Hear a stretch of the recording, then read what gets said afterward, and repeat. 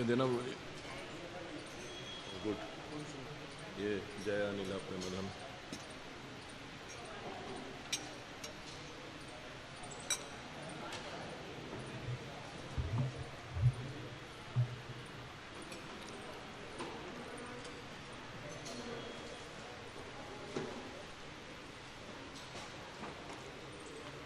हरे कृष्णा। तो आप जानते हैं कि आज जो है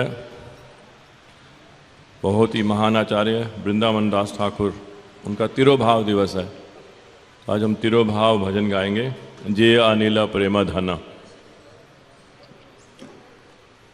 जे अनिल प्रेमधन करुणा प्रचुर,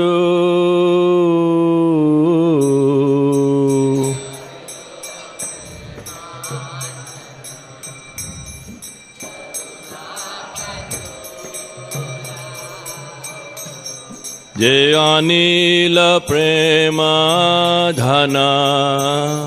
करुणा प्रचुर,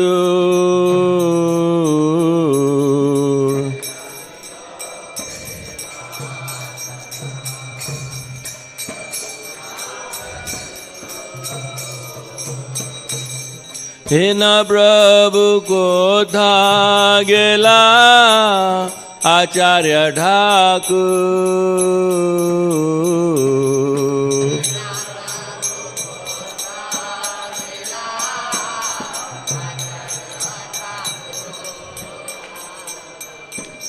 हे न प्रभु को था गेला आचार्य ठाकुर,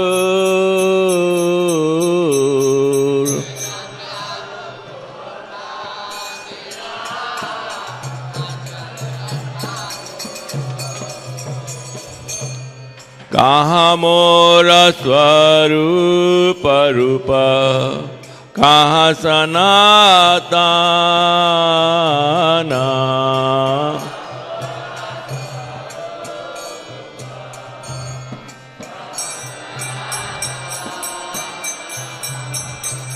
कहाँ मोर स्वरूप रूप कहाँ सनातन,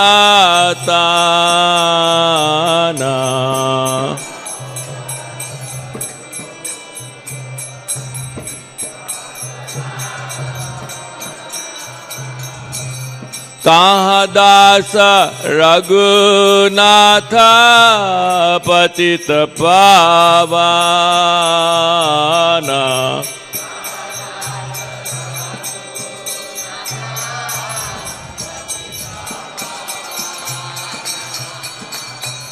कहाँ दास रघुनाथ पतित पावन,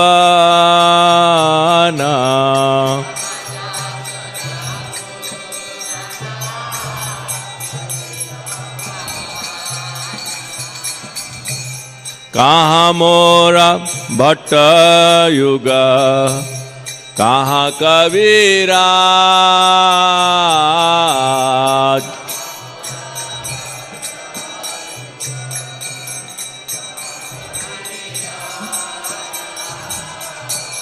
कहाँ मोरा भट्ट युग कहाँ कविराज,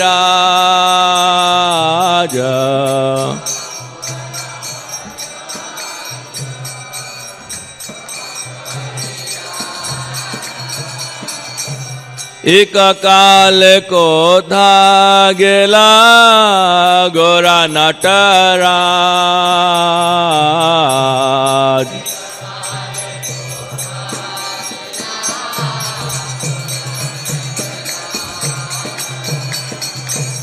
एक काल को था गेला गोरा नटराज,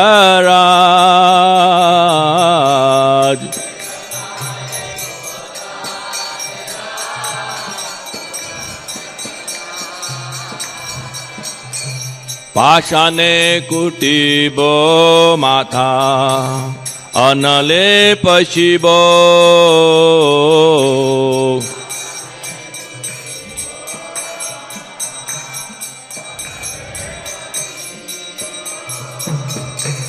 पाषाणे कुटीबो माथा अनले पशिबो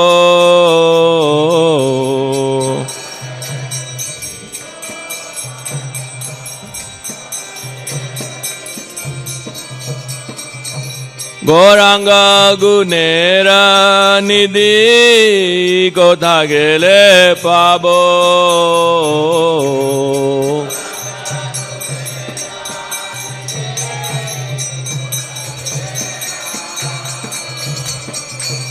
গৌরাঙ্গ গুণের নিধি কোথা গেলে পাব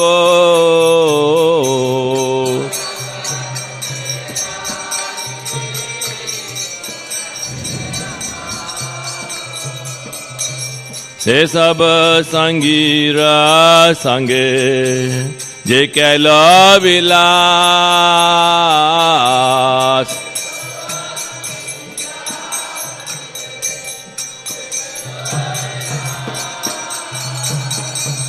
से सब संगीरा संगे जे कैला विलास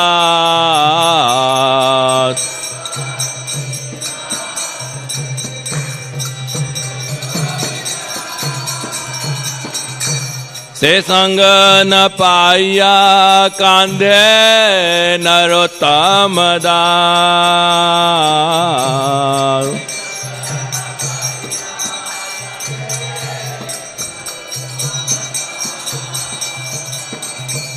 से संग न पाया कांधे नरोत्तम दास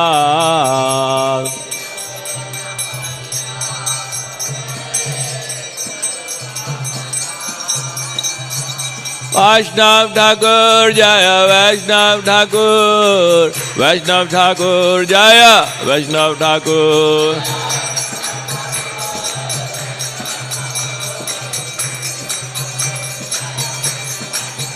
जय वृंदावन ठाकुर जय वृंदावन दास ठाकुर वृंदावन दास ठाकुर जय वृंदावन दास ठाकुर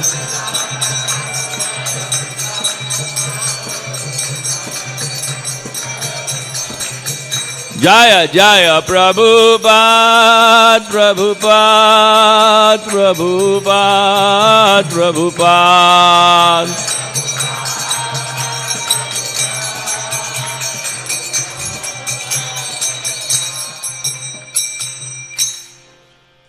जय ओम विष्णुपाद परमहंस परिवजकाचार्य अष्टोत्तर सदहित डिवाइन ग्रेस ऐसी भक्ति वेदांत स्वामी शील प्रभुपाद महाराज की समस्त वैष्णवाचार्य वृंद की नामाचार्य हरिदास ठाकुर की प्रेम से कहो श्री कृष्ण चैतन्य प्रभु नित्यानंद श्री अद्वैत गदाधर श्री वासादि गौर भक्त वृंद की गौर ब्रह्मानंदे all glories to assembled devotees all glories to assembled devotees all glories to assembled devotees all glories to Guru and Gauranga Jai Shri Prabhupada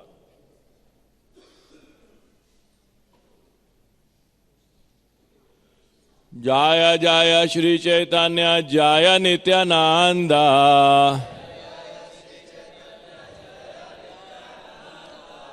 जय द्वैत चंद्र जय गौर भक्त वृंदा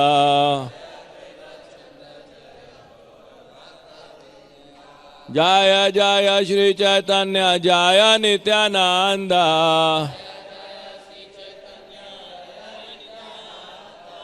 जय द्वैत चंद्र जय गौर भक्त वृंदा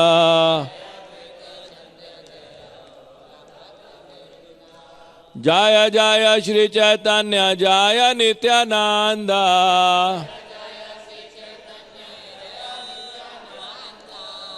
जय द्वैत चंद्र जय गौर भक्त वृंदा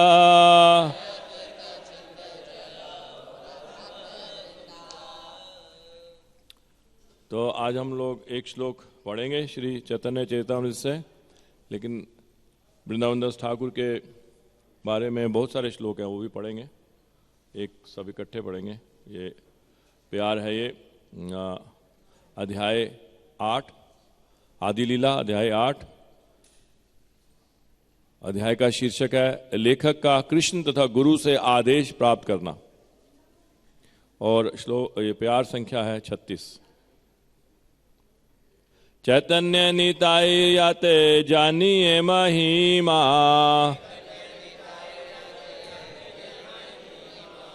याते जानी कृष्ण भक्ति सिद्धांतेर सीमा। चैतन्य निताय याते जानिए महिमा,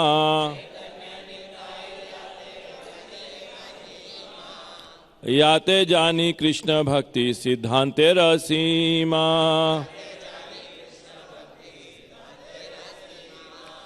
चैतन्य निताय याते जानिए महिमा,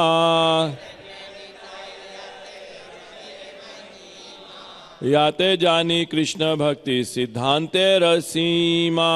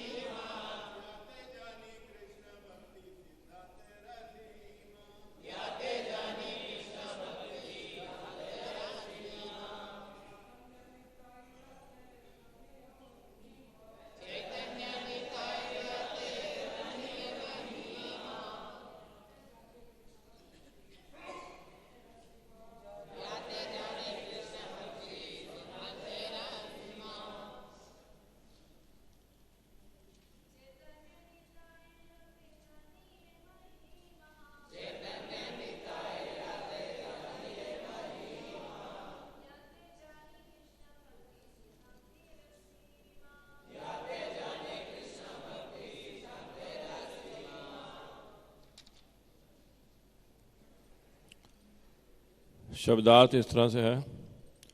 चैतन्य निताईर श्री चैतन्य महाप्रभु तथा नित्यानंद प्रभु का याते जिसमें जानिए कोई जान सकता है महिमा सभी महिमाएं, याते जिनमें जानी मैं समझ सकता हूँ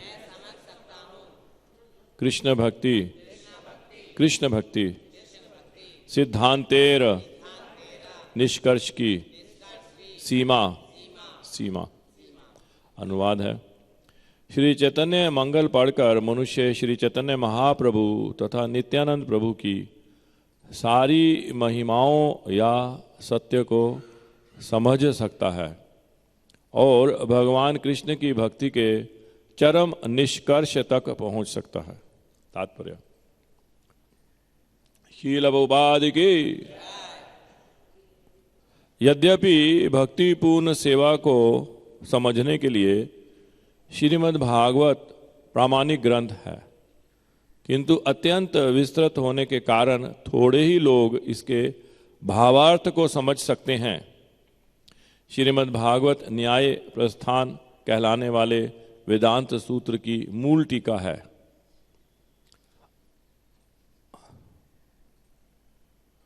अकाट्य तर्क व न्याय द्वारा परम सत्य को समझने के लिए वेदांत सूत्र लिखा गया था।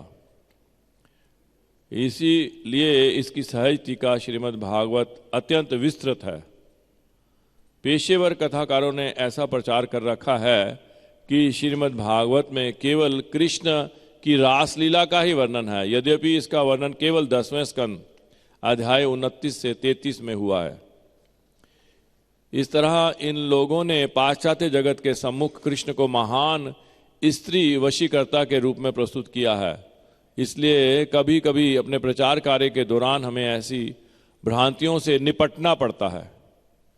श्रीमद् भागवत को समझने में जो दूसरी कठिनाई सामने आती है वह है पेशेवर कथाकारों द्वारा भागवत सप्ताह का प्रचलन, अर्थात 7 दिनों में भागवत की कथाएं सुनाना। ये एक सप्ताह में श्रीमद् भागवत को समाप्त करना चाहते हैं, जबकि यह इतना विशद ग्रंथ है कि इसके एक श्लोक की भी ठीक से व्याख्या करने में यह 3 महीनों में भी समाप्त नहीं हो सकता। भक्ति सिद्धांत महाराज ने बोला था, पहले श्लोक के ऊपर 3 महीनों तक बोलते रहे हो श्रीमद् भागवतम के। इसीलिए प्रभुपाद जी हैं 1 महीने के, अच्छा 1 महीने के लिए, अच्छा 1 महीने के लिए। तो लेकिन प्रभुपाद जी वो इस तरह की बात बता रहे हैं, हमने गुरु महाराज ने किया था, उनके गुरु महाराज ने। ऐसी परिस्थिति में सामान्य व्यक्ति के लिए वृंदावन दास ठाकुर कृत चैतन्य भागवत को पढ़ना अत्यंत सहायक है, क्योंकि इस तरह से भक्ति कृष्ण चैतन्य महाप्रभु तथा नित्यानंद प्रभु को ठीक से समझे जा सकते हैं। सबको इस तरह से भक्ति कृष्ण चैतन्य महाप्रभु तथा नित्यानंद प्रभु को ठीक से समझ सकते हैं हम। श्री रूप गोस्वामी ने कहा है, श्रुति स्मृति पुराण आदि पंचरात्रि विधि विना एकांतिकी हरेर भक्तिर उत्पातेव कल्पते।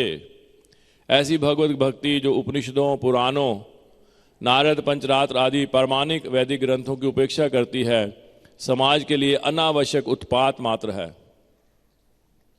श्रीमद् भागवत को ठीक से न समझने के कारण लोग कृष्ण तत्व के विषय में दिग्भ्रमित होते हैं, किंतु श्रील वृंदावन दास ठाकुर की पुस्तक पढ़कर मनुष्य इस विज्ञान को सरलता से समझ सकता है। जय वृंदावन दास ठाकुर की जय। ओम अज्ञानतिमिरान्धस्य ज्ञानाञ्जनशलाकया चक्षुर्न्मीलितं येन तस्मै श्रीगुरुवे नमः। श्रीचैतन्य मनोभीष्टं स्थापितं येन भूतले स्वयं रूप कदामयं ददाति स्वपदान्तिकं। वन्देऽहं श्रीगुरो श्रीयुतपदकमलं श्रीगुरून् वैष्णवांश्च श्रीरूपं सागरजातं सहगण रघुनाथान्वितं तं सजीवं साद्वैतं सावधूतं परिजनसहितं कृष्णचैतन्यदेवं श्रीराधा कृष्णपादान् सहगण ललिता श्रीविशाखान्वितांश्च। हे कृष्ण करुणा सिंधो दीनबंधो जगतपते गोपेश गोपिकाकांत राधाकांत नमोस्तुते। तप्त कांचन गौरांगी राधे वृंदावनेश्वरी वृषभानुसुते देवी प्रणमामि हरिप्रिये। वाञ्छाकल्तरुभयश्च कृपा सिन्धुभ्येव च पतितानां पावनेभ्यो वैष्णवेभ्यो नमो नमः। श्री कृष्ण चैतन्य प्रभु नित्यानंद श्री अद्वैत गदाधर श्रीवासादि गौर भक्तवृंद। हरे कृष्णा कृष्णा कृष्णा हरे हरे, हरे राम राम राम हरे हरे।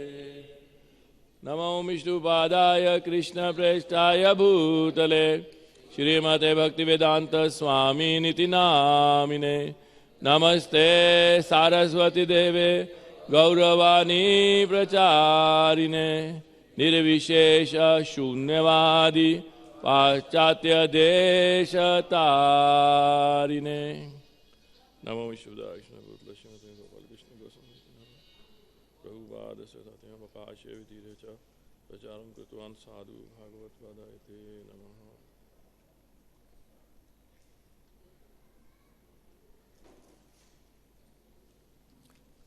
हरे कृष्णा। इसको साइलेंट मोड पे कर दो, तंग करेगा नहीं तो ये। Mobile phone. तो वृंदावन दास ठाकुर ये नित्यानंद प्रभु के शिष्य हैं, डायरेक्ट शिष्य हैं नित्यानंद प्रभु के, और ऐसा कहा जाता है आखिरी शिष्य हैं ये। नित्यानंद प्रभु के आखिरी शिष्य हैं वृंदावन दास ठाकुर। इनका जन्म हुआ 1507 में, बहुत पुरानी बात है, बहुत साल पहले, 500 साल से भी ज्यादा हो गए हैं। 1507 में इनका जन्म हुआ और इन्होंने शरीर छोड़ा 1589।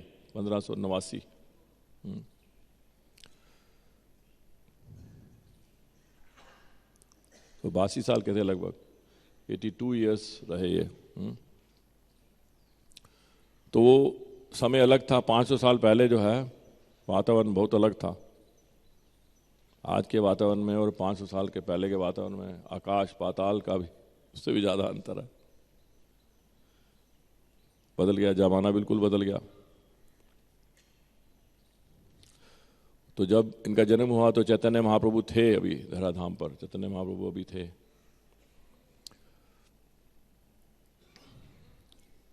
और इनकी माता जी थी नारायणी माता जी। और नारायणी माता जी जो हैं वो है श्रीवास पंडित की भतीजी। श्रीवास पंडित जी के जो बड़े भाई हैं उनकी बेटी नारायणी, तो ये वहीं रहती थी नवद्वीप में। तो जब चैतन्य महाप्रभु ने अपना वैभव दिखाया, प्रकाश लीला, है ना, क्या आंख हो गए? हाँ, तो दृष्टि वो कर रहे हो है, कल्पना कर रहे हो, प्रकाश लीला गया, शाबाश। तो तब चैतन्य महाप्रभु ने जो जिसको चाहिए था सबको दिया। और फिर श्रीवास पंडित को पास बुलाया और कहा, तुम डरते क्यों हो? मैं देख रहा हूं बड़े डरे डरे हो। किससे डरते हो तुम? इससे डरते हो? ये राजा से डरते हो? नवाब से डरते हो तुम? मैं हूं परमात्मा, सबके हृदय में बैठा हुआ। उसके हृदय में भी बैठा हूं मैं।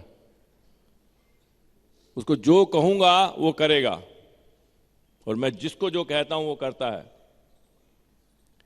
लेकिन अगर वो मान लो इंडिपेंडेंटली बिहेव करता है, स्वतंत्रता पूर्वक बिहेव करता है, मेरी बात नहीं भी मानता, तो मैं उसके पास जाऊंगा, श्रीवास उसके पास जाऊंगा और उसको कहूंगा, ये घोड़े हैं, ये ऊंट है, इनको तुम कृष्ण प्रेम दे सकते हो, नचा सकते हो कृष्ण प्रेम में? और वो कहेगा नहीं, तो मैं कहूंगा मैं नचा सकता हूं। श्रीवास तुम्हें विश्वास नहीं होता तो देखो, अभी मैं नारायणी को नचाता हूं। देखो, नारायणी छोटी सी बच्ची है, अभी 5 साल की 6 साल की छोटी सी बच्ची है। तो वो नारायणी को कृष्ण प्रेम देते हैं, नारायणी रोने लग जाती है, कृष्ण प्रेम में रोने लग जाती है।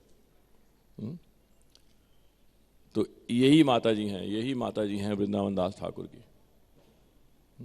लेकिन वृंदावन दास ठाकुर जी का जो जन्म स्थान है वो क्या है? मोदाद्रुम द्वीप है, मामगाछी। आप सब लोग गए होंगे, जो भी नवद्वीप परिक्रमा पे गए हैं उन्होंने 7 दिन में, ये बहुत सुंदर जगह है मामगाछी, बहुत सुंदर जगह है जिन्होंने देखी है। अभी भी वो स्थान है जहाँ पे वहाँ लिखा हुआ है birth place of Shri Vrindavan Das Thakur, लिखा हुआ है उन्होंने, यहाँ पे जन्म हुआ, इसी जगह पे जन्म हुआ। बहुत सुंदर जगह है, वहाँ पे गौरनिताई विराजमान है, वही वाले गौरनिताई 500 साल पुराने। और क्योंकि इनका जो विवाह हुआ, विवाह के बाद ये नारायणी वहाँ गई, और के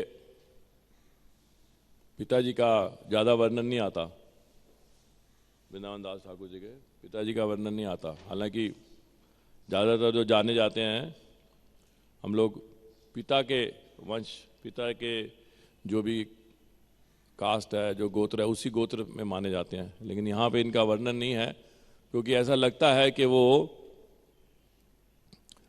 चैतन्य महाप्रभु के अनुयायी नहीं थे, ऐसा लगता है इनके जो पिताजी हैं।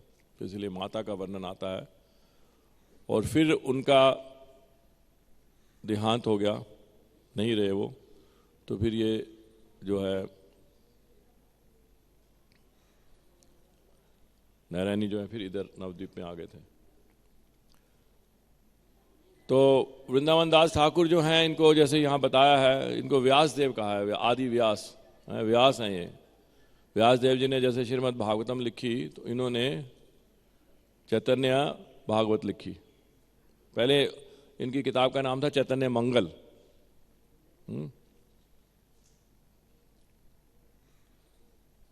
लेकिन फिर लोचन दास ठाकुर जी ने भी चैतन्य मंगल लिखी ना, तो फिर इन्होंने अपने किताब का नाम चैतन्य भागवत कर दिया।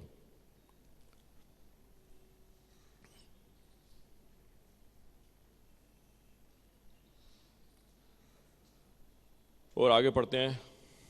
बहुत सुंदर श्रील प्रभुपाद जी वर्णन कर रहे हैं। श्रील वृंदावन दास ठाकुर ने श्री चैतन्य मंगल, जो बाद में श्री चैतन्य भागवत कहलाया, में श्रीमद् भागवत से प्रामाणिक उदाहरण देते हुए भक्ति के निष्कर्ष और सार प्रस्तुत किए हैं। यदि बड़े से बड़ा नास्तिक भी चैतन्य मंगल को सुने तो वह तुरंत महान भक्त बन जाता है। चैतन्य भागवत को नास्तिक व्यक्ति भी पढ़ता है, जो भगवान में विश्वास नहीं रखता, वह तुरंत महान भक्त बन जाता है, तुरंत। इतनी पावरफुल चीज है ये।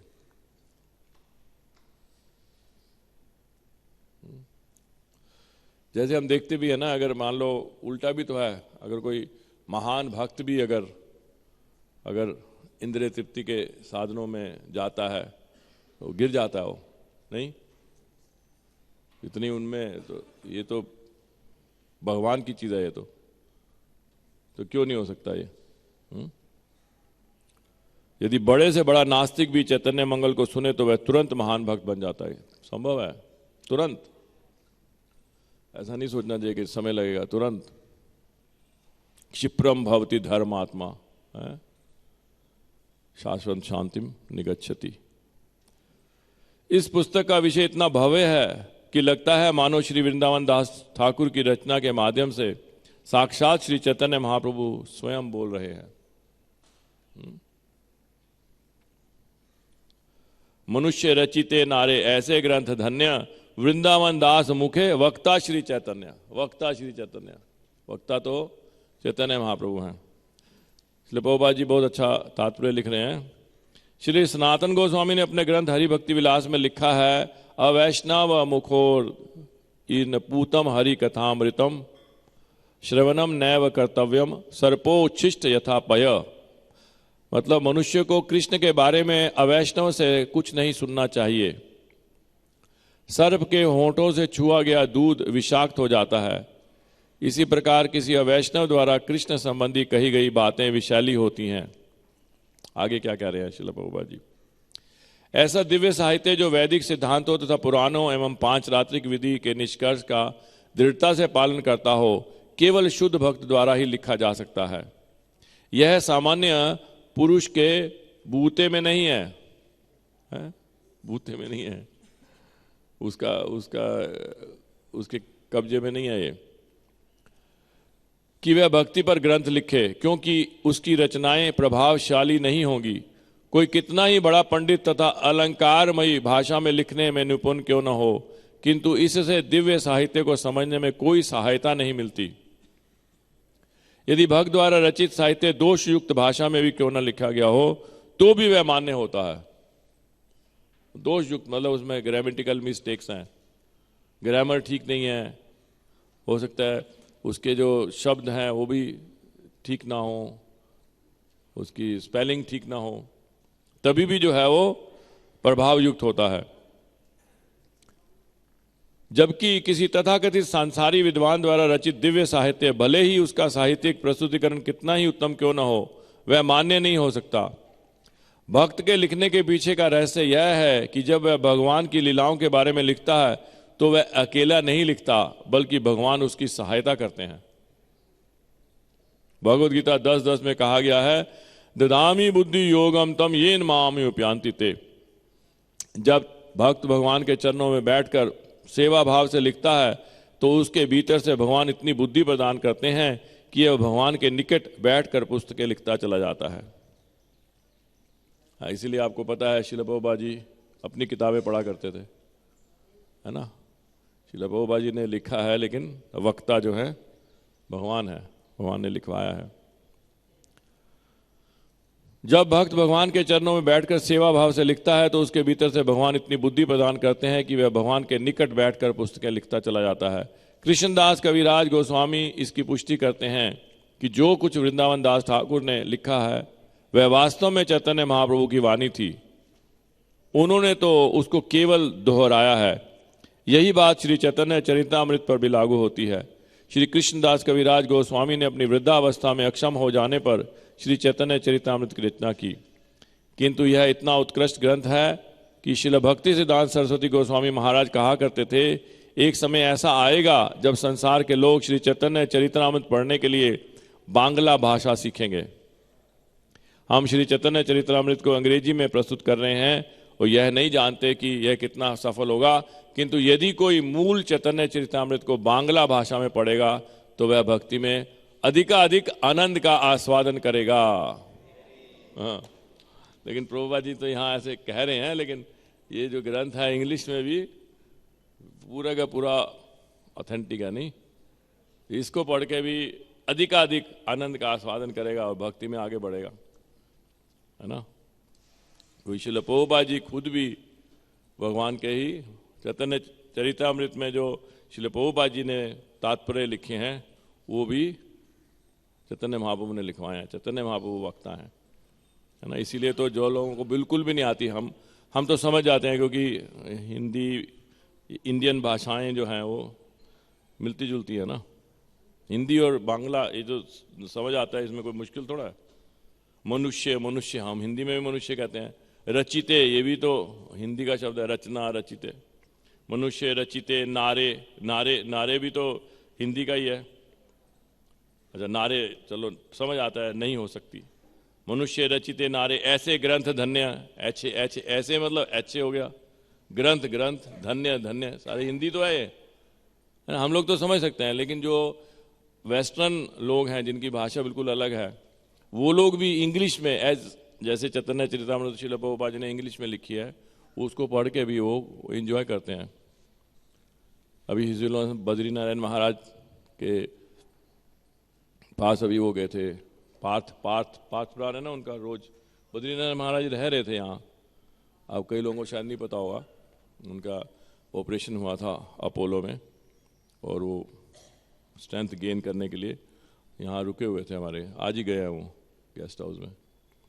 और हमारे ये है ना अभय नाम प्रभु, ये इन्होंने खूब कृपा प्राप्त किया है, खूब कृपा लुटी है इन्होंने। तो वो जब पार्थ प्रभु उनको बना के देते थे, पार्थ प्राण है ना, वो उनको कुकिंग करते थे उनके लिए, तो उनके पास बैठे हुए थे। तो जब भी जाते थे तो जो बद्रीनारायण महाराज हैं वो इतना अस्वस्थ होते हुए भी फिर भी बोलते रहते थे प्रभुपाद जी के बारे में, रुकते नहीं थे वो। आप उनके बाद 10 मिनट बैठ जाओ, 1 घंटा बैठ जाओ, प्रभुपाद जी के बारे में बोलते जा रहे हैं, पता नहीं कितनी बातें हैं। मुझे लगता है सारा 24 घंटे वो प्रभुपाद जी के बारे में मेडिटेट करते रहते हैं, ऐसा लगता है उनकी बातों से। तो पार्थ प्राण को कह रहे थे, कोई बात उनकी वो बात कर रहे थे, तो कहते हैं तुमने चैतन्य चरितामृत नहीं पढ़ी? तो वो ऐसे लग रहा था कितना उन्होंने आस्वादन लिया हो जैसे बोल रहे थे। तो उनको तो बांग्ला नहीं आती, उन्होंने तो इंग्लिश में पढ़ी है। तो चैतन्य चरितामृत नहीं पढ़ी तुमने?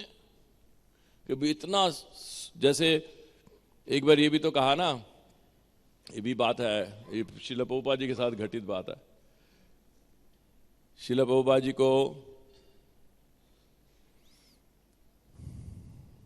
पूछा गया कि ये जो बांग्ला स्वीट है, बंगला स्वीट, ये तो बहुत अच्छी है ना, ये तो सारी दुनिया में सब लोगों को अच्छी लगती है। तो हम यहाँ पे बंगला स्वीट बनाते हैं, बाहर के देश में, किस देश की बात है मुझे पता नहीं, लेकिन ये सच बात है कि हम बंगला स्वीट्स बनाते हैं और यहाँ पे वो खूब डिमांड होगी उसकी। प्रभुपाद जी का वेरी गुड, वेरी गुड। तो उन्होंने पूछा Prabhupada which Bangla sweet, which Bangla sweet? तो प्रभुपाद जी ने कहा there is only one Bangla sweet which is very sweet, very sweet. क्या है वो? चैतन्य, हाँ सबको पता है, चैतन्य चरितामृत बांग्ला स्वीट है, बांग्ला स्वीट है। तो यही वो स्वाद ले रहे थे, वो यही स्वाद ले रहे थे जो बद्रीनारायण महाराज का देख रहा था कि वो बांग्ला स्वीट का स्वाद ले रहे। ऐसे मैंने देखा उनके एक्सप्रेशन। पार्थ प्राण को कहते हैं तुमने चैतन्य चरितामृत नहीं पढ़ी?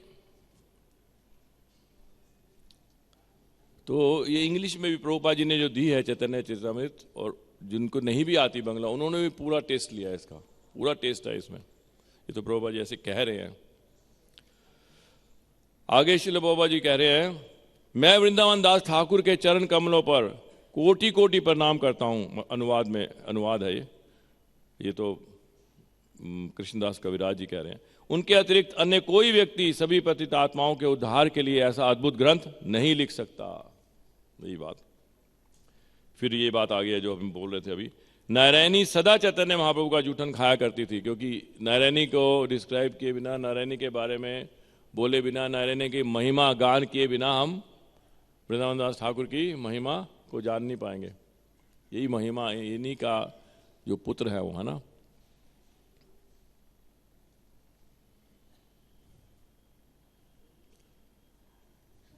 कल हम यही बात कर रहे थे, कल आपको शायद नहीं पता, लेकिन आपने देखा होगा, बोर्ड तो देखा होगा, दिशा प्रोग्राम, है ना। जैसे आप लोग सारे ब्रह्मचारी मिलके करते हैं IYF का उद्गार, हैं, बड़े बड़े प्रोग्राम होते हैं। इंदिरा गांधी स्टेडियम में 8000 बच्चे आएंगे, 8000 यूथ। तो इन्होंने गर्ल्स ने भी प्रयास किया, पहला प्रयास किया कि ये भी जो है लड़कियां भी सुसंस्कृत होनी चाहिए यार, उनको जरूरत नहीं है, या वो है ही अच्छी, वैसे खराब नहीं है वो, नहीं पूछना चाह रहा था। कलयुग में उन पर प्रभाव नहीं पड़ा, सिर्फ लड़कों पे ही पड़ा प्रभाव है, उनको भी जरूरत है ना, है ना। श्रील प्रभुपाद जी ने तो बिल्कुल डिस्क्रिमिनेट नहीं किया है।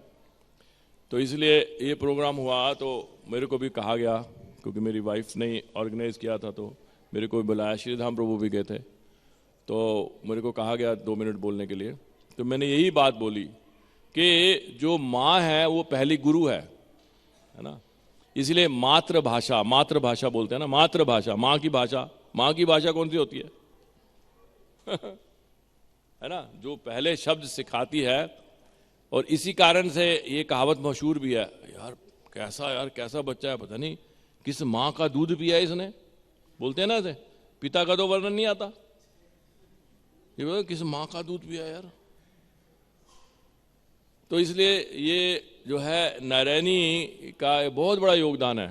नारायणी क्योंकि पूर्ण रूप से चैतन्य महाप्रभु की पूर्ण कृपा प्राप्त है, उनकी कोख से तो फिर वृंदावन दास ठाकुर जैसे ही बच्चे जन्म लेंगे।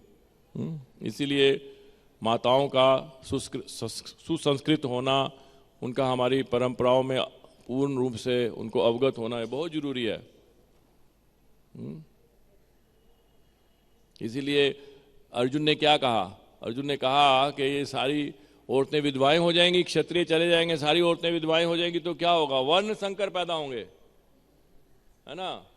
तो कहां से लाएंगे हम ब्रह्मचारी? वर्ण संकर पैदा होंगे तो ब्रह्मचारी कहां से आएंगे, है ना। और अगर लड़कियां जो सुसंस्कृत होंगी, वो चेस्ट होंगी, वो जो वैदिक ग्रंथ हैं उनसे अवगत होंगी, तो फिर ऑटोमेटिकली संतान जो है अच्छी होगी ना।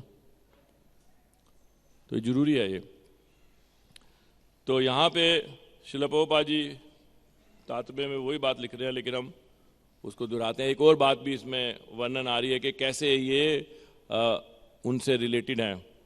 कृष्ण लीला में भी ये है नारायणी। अब सुनिए कैसे। कवि कर्णपूर्ण द्वारा, अच्छा हाँ, इसका अनुवाद है। नारायणी सदा चैतन्य महाप्रभु का जूठन खाया करती थी। श्रील वृंदावन दास ठाकुर उसी की कोख में जन्मे थे। श्रील प्रभुपाद जी तात्पर्य में लिख रहे हैं, कवि कर्णपुर द्वारा लिखित गौर गणोदेश दीपिका में बतलाया गया है कि श्री चैतन्य महाप्रभु के पार्षद कौन कौन थे, है ना, और उनके पूर्व वे क्या करते थे। उसके श्लोक 43 में नारायणी के विषय में निम्नलिखित उल्लेख मिलता है। बहुत सुंदर, क्या है ये जो है कर्णपुर द्वारा लिखित जो गौर गणोदेश दीपिका है। अंबिकाया स्वसायासी नामना श्रील किलिम्बिका कृष्णोच्छिष्टम प्रभु जन्ना सेयम नारायणी मता। इसका मतलब है, जब भगवान कृष्ण शिशु थे तब अंबिका नामक स्त्री ने उन्हें पाला था। अंबिकाया, है ना। किलिम्बिका उसकी छोटी बहन थी। श्री चैतन्य महा के अवतार के समय यही किलिम्बिका श्री चैतन्य महाप्रभु का जूठन खाया करती थी। यही किलिम्बिका नारायणी थी। वो किलिम्बिका थी कृष्ण लीला में, जो श्री वास ठाकुर की भांजी थी। हम भतीजी बोलते हैं, भांजी, भांजी का तो मतलब बहन की बेटी को कहते हैं। आई डोंट नो, भांजी भतीजी कहते हैं जो भाई की बेटी होती है। बाद में जब यह बड़ी हुई और उसकी शादी हो गई तो उसकी कोख से श्री वृंदावन दास ठाकुर का जन्म हुआ। भगवान कृष्ण का भक्त अपनी भगवत सेवा के अनुसार विख्यात होता है। इस तरह हम श्री वृंदावन ठाकुर को नारायणी के पुत्र के रूप में जानते हैं। इस संदर्भ में श्री भक्ति सिद्धांत ठाकुर लिखते हैं कि उनके पैतृक वंश का कोई पता नहीं है, क्योंकि उसे जानने की कोई आवश्यकता नहीं है क्योंकि वो भक्त नहीं थे, इसलिए कोई आवश्यकता नहीं है। आगे है, आहा चैतन्य महाप्रभु की लीलाओं का कैसा ही अद्भुत वर्णन उन्होंने दिया है। तीनों लोकों में जो भी उसे सुनता है वह शुद्ध हो जाता है। तीनों लोकों में जो भी सुनता है शुद्ध हो जाता है। हर एक से मेरा आग्रह है कि चैतन्य महाप्रभु तथा नित्यानंद प्रभु द्वारा दी गई भक्ति विधि को अपनाएं और इस तरह भौतिक संसार के दुखों से मुक्त होकर भगवान की प्रेमा भक्ति प्राप्त करें। श्री वृंदावन दास ठाकुर ने चैतन्य मंगल लिखा है और उसमें चैतन्य महाप्रभु की लीलाओं का पूरी तरह विस्तार से वर्णन किया है। उन्होंने सर्वप्रथम संक्षेप में महाप्रभु की लीलाएं दी हैं और बाद में उनका विस्तार से वर्णन किया है। चैतन्य महाप्रभु की लीलाएं अनंत तथा अगाध हैं, अतएव इन सब का वर्णन करने से यह ग्रंथ विशालकाय बन गया, है ना। तो बहुत बहुत लीलाएं हैं। तो जब लिख रहे थे, कौन लिख रहे थे? शाबाश, वृंदावन दास ठाकुर जब लिख रहे थे तो ये विशालकाय बन गया। बहुत लिखते गए। तो फिर क्या किया उन्हें इसे इतना देखकर बाद में उन्हें लगा कि उनमें से कुछ का वर्णन ठीक नहीं हो पाया है। उन्होंने नित्यानंद प्रभु की लीलाओं का भावमय वर्णन किया है, किंतु चैतन्य महाप्रभु की अंत्य लीलाएं अनकही रह गई, है ना, क्योंकि नित्यानंद प्रभु के ही वो शिष्य हैं और नित्यानंद प्रभु के लीलाओं का वो वर्णन कर रहे हैं ज्यादा। तो इसलिए वृंदावन के सारे भक्त इन लीलाओं को सुनने के लिए अत्यंत उत्सुक रहते थे। अब उसके बाद ये दूसरी जो है आगे दूसरी कथा शुरू हो गई है। तो इस तरह से हम देखते हैं कि आज वृंदावन दास ठाकुर जी का तिरोभाव दिवस है। तो आप जानते ही हैं कि तिरोभाव और आविर्भाव दोनों ही हम वैष्णवों के लिए महत्वपूर्ण दिवस हैं। तिरोभाव में हालांकि वैष्णव हमें छोड़ के जाते हैं, वो दुख का भी कारण है, हमें छोड़ के जा रहे हैं, लेकिन छोड़ के कहाँ जा रहे हैं? छोड़ के जा रहे हैं अपनी जो पोजीशन है उसमें वापस जा रहे हैं। वो हैं भगवान की जिस लीला में वो जो भी लीला कर रहे हैं, जो भी भाग ले रहे हैं, उसमें वापस जा रहे हैं। तो ये खुशी की बात है, लीला में प्रविष्ट हो रहे हैं। दोनों ही ये वैष्णवों के लिए जो तिरोभाव दिवस है, ये खुशी भी है और दुख भी है। हमें छोड़ के जा रहे हैं इसलिए ये दुख है। और मामगाछी जहाँ पे इनका जन्म हुआ, मोदाद्रुम द्वीप है, साख्य भाव है ना, साख्य मोदाद्रुम में दास से भाव है। मोदाद्रुम द्वीप में वो भगवान राम के भी बहुत सारे मंदिर है।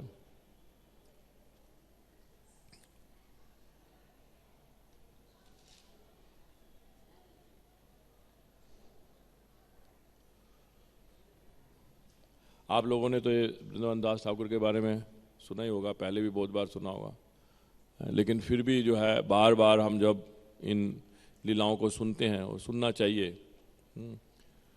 क्योंकि जब हम बार बार ऐसे महान जो वैष्णव हैं उनके चरित्र के बारे में सुनते हैं तो फिर हमारे सुनने से ही हमारे अंदर जो है वो उनके गुण आते हैं, सुनने से ही ये पोटेंशियल है। सिर्फ श्रवण करने से, अगर बार बार हम श्रवण करते रहें वैष्णवों के गुणों को, वैष्णवों की चरित्र को, तो वो गुण आते हैं हमें। तो इसलिए हालांकि कई बार सुन चुके हैं हम, जो हमारे सीनियर डिवोटीज हैं तो कई बार सुन चुके हैं वृंदावन दास ठाकुर के बारे में। और अभी 10 मिनट हैं, और कोई बोलना चाहे और कुछ बताना चाहे। मोहन बाबू, आपको तो बहुत ज्ञान होगा, आप तो नवद्वीप परिक्रमा, तो माइक देना, माइक देना। मोहन बाबू इस बार नहीं गए सिर्फ नवद्वीप परिक्रमा में, है ना? अच्छा, हाँ 2 बार से नहीं गए, नहीं तो आपने कितनी बार किया है टोटल? 18, 19, 20, 24।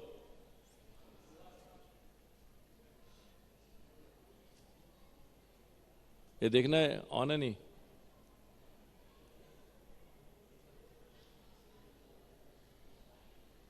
हरे कृष्ण प्रभु, बहुत बहुत धन्यवाद। आपने बड़ा अच्छा बताया वृंदावन दास ठाकुर के बारे में। वृंदावन दास ठाकुर वेद व्यास हैं ब्रज लीला में, और साथ में कुसुमा पीड़, हाँ यस, दोनों का प्रभुपाद जी कहते हैं कि दोनों उसी में है, दोनों के वो जो नित्य, वो बलराम जी के जो सखा हैं। तो वृंदावन दास ठाकुर, जैसे कि आपने बताया कि मामगाछी जो है उनका जन्म स्थान है, वहाँ पे प्रत्येक वर्ष नवद्वीप मंडल परिक्रमा जाती भी है और उनका दर्शन भी होता है, और वहाँ पे जो विग्रह हैं उनका भी दर्शन होता है। वृंदावन दास ठाकुर के उस जो स्थान है वो मंदिर बनाया, वहाँ तो मंदिर है भी जो, और भक्ति सिद्धांत ठाकुर ने वहाँ पे विग्रह की स्थापना भी की थी।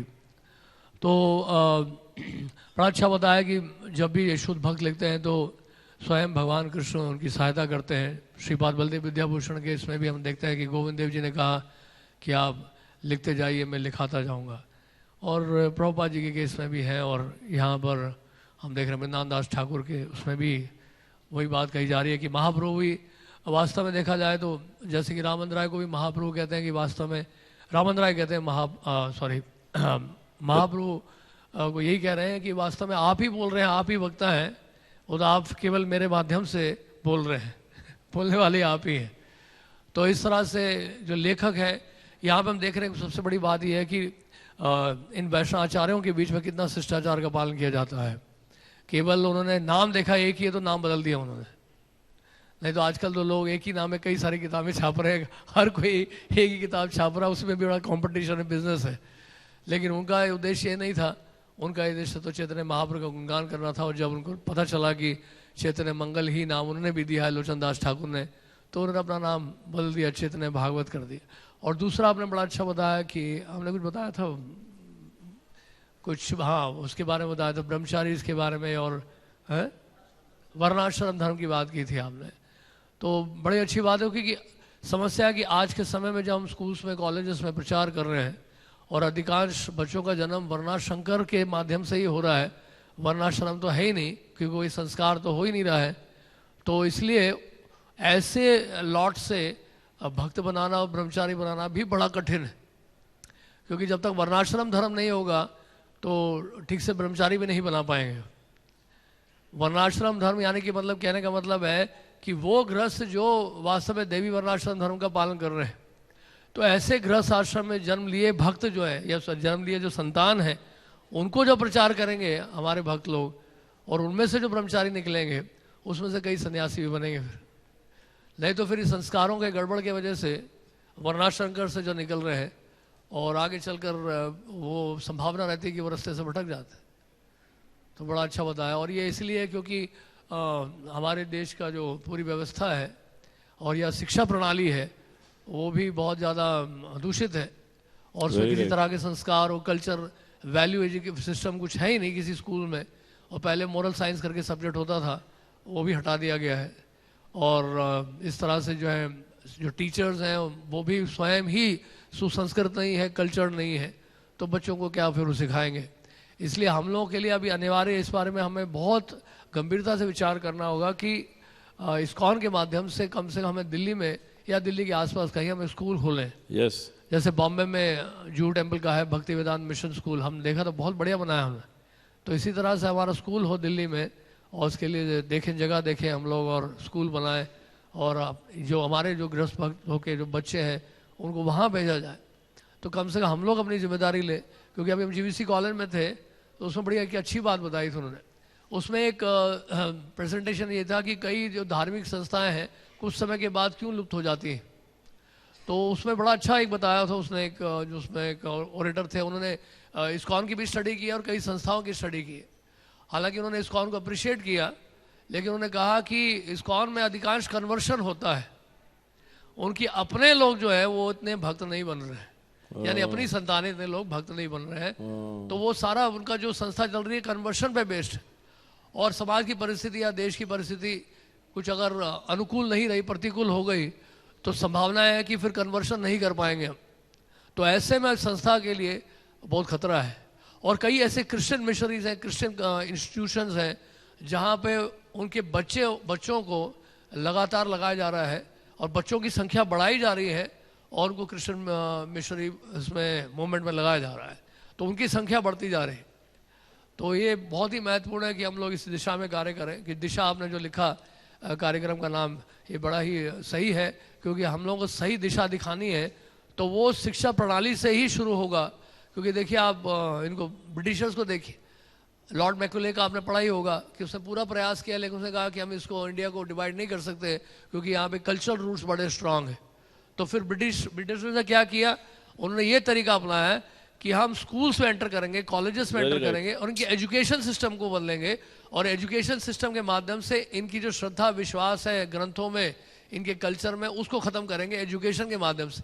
और इसलिए वो लोग फिर वहाँ से सफल होने लगे। और वही एजुकेशन सिस्टम आज भी चल रहा है जिसमें ना कल्चर है, ना कोई आध्यात्मिकता है, ना कोई धार्मिकता है।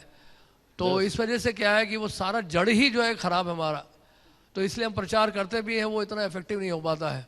तो अगर हमारा अपना स्कूल होगा तो कम से कम अपने लेवल पर जितना हम कर सकते हैं वो तो करेंगे।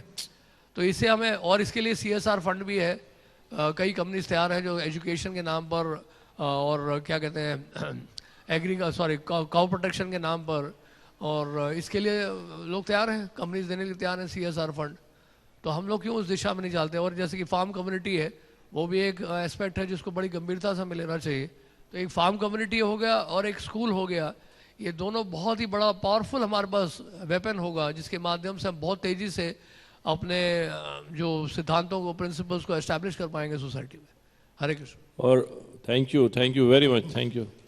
तो मोहन बाबू ने जो बताया बहुत महत्वपूर्ण है, क्योंकि ये इस तरह से ये जरूरी है, ये एसेंशियल है जो मोहन बाबू बता रहे हैं। एजुकेशन और फार्म कम्युनिटीज ये एसेंशियल है, जरूरी है, ये कोई ऑप्शन नहीं है। नहीं तो कोई ऑप्शन नहीं है, नहीं तो समाज जा रहा है, समाज गर्त में जा रहा है, आप रोक नहीं सकते।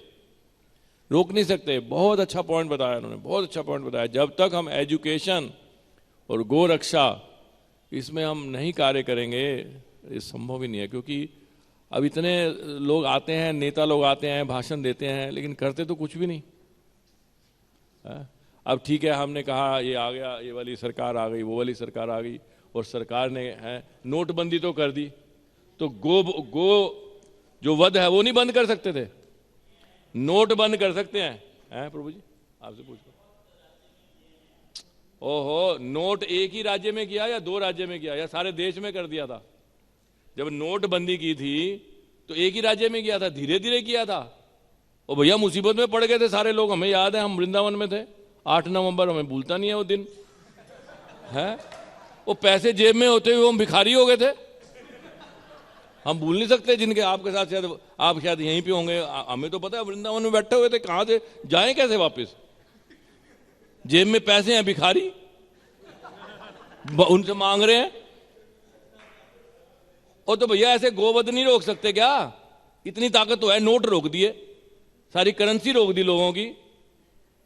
नाटक है प्रभु जी, समझो इस बात को गहराई से। प्रभु जी बिल्कुल ठीक कह रहे हैं।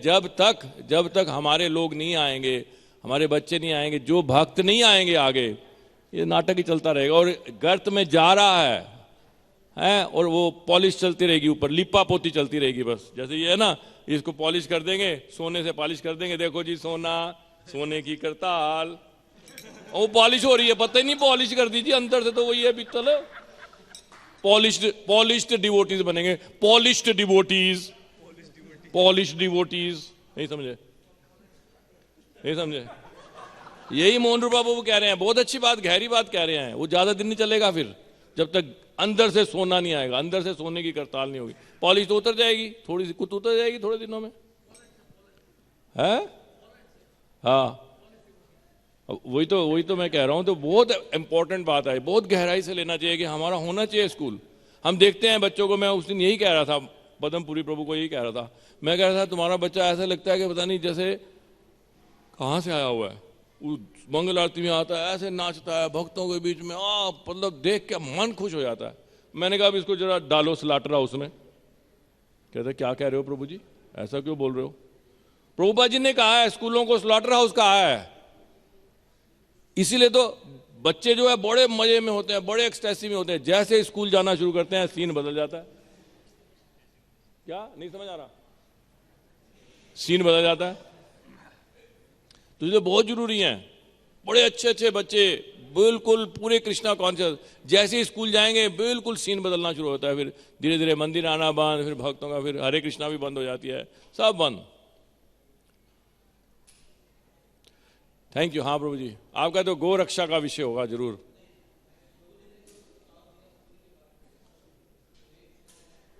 थोड़ा समय लेना क्योंकि टाइम हो गया, भक्तों ने प्रसाद लेना है।